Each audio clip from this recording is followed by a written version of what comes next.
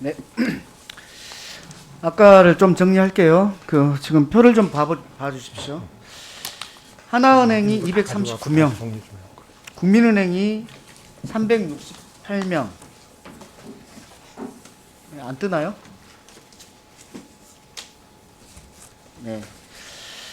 그러니까 은행별, 유형별 비리와 관련돼서 이 표가 있습니다. 하나은행이 239명, 국민은행이 368명. 얘는 다 해결 안 했습니다. 근데 여기에서 임직원 자녀인 사람들이 53명이 있고, 외부인 청탁이 367명이 있고, 성차별 채용도 있고, 학력 차별도 있고, 이렇게 있습니다. 이런 것들이 은행에 어느 정도의 공공성에 비추어 옳지 않다라고 말씀을 드렸고, 여기에 대해서 금감원의 조치가 필요하지 않느냐라고 했더니 금감원이 법적으로 취할 것은 없다라고 말씀하셨습니다. 맞습니까? 예.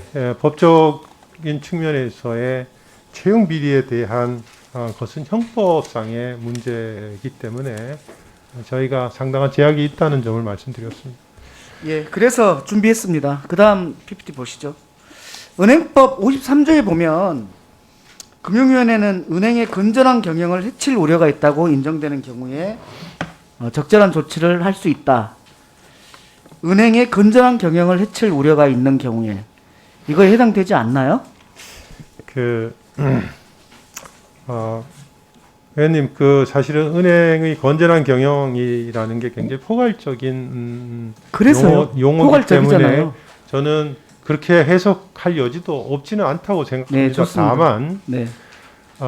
우리 금융위원회나 금융감독원의 기본적인 설립의 목적과 취지는 금융회사의 건전성에 인정합니다. 예, 그렇습니다. 인정합니다. 예.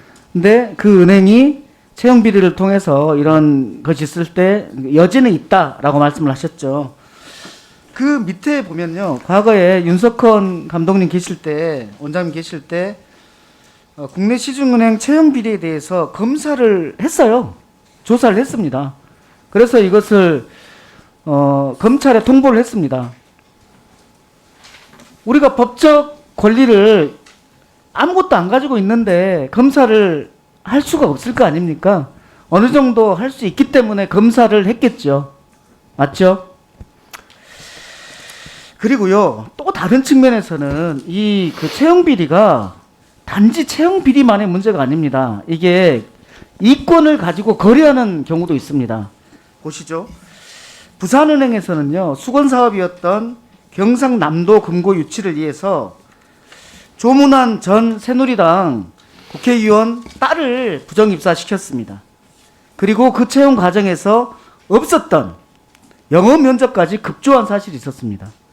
또 하나, 우리은행에서는요, 오연덕 전 국기원장 조카를 부정 채용한 후에 국기원 주거래 은행을 우리은행으로 바꿨습니다. 이렇게 이걸 가지고 거래도 합니다. 이거는 부정청탁 아니겠습니까? 형법상에 있는? 이거는 제가 문제가 있어 보이는데, 그래서 금감원장님이시니까 제가 말씀드리는 겁니다. 이번 기회에 은행의 부정 채용 좀 털고 넘어갔으면 좋겠습니다. 그래서 대법원 확정 판결이 나올 때까지 몇 년 기다리면 부정 채용된 사람을 그대로 두고 이 문제를 해결했다고 할 수 있습니까? 있습니까? 없잖아요. 어차피 해결해야 됩니다. 대법원 판결까지 기다리면 서로 간의 상처가 큽니다. 금감원에서 좀 나서서 이 문제를 좀 해결해 주시고요. 은행에서는 절대 자료를 안 내놓습니다. 양해만 바란답니다. 이게 양해할 일입니까? 그래서 이 연루자 현황이 어떻게 되는지에 대해서 좀 파악하셔가지고 종감 전까지 좀 보내주십시오.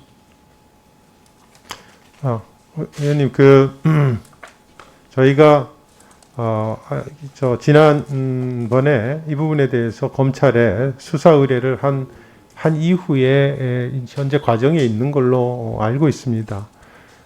저희가 이제 답변을 드리는 그 내용은 이게 저희가 어떤 조치를 할 만한 위치에 있지 않다는 점에 대해서 말씀을 드리는 거고요.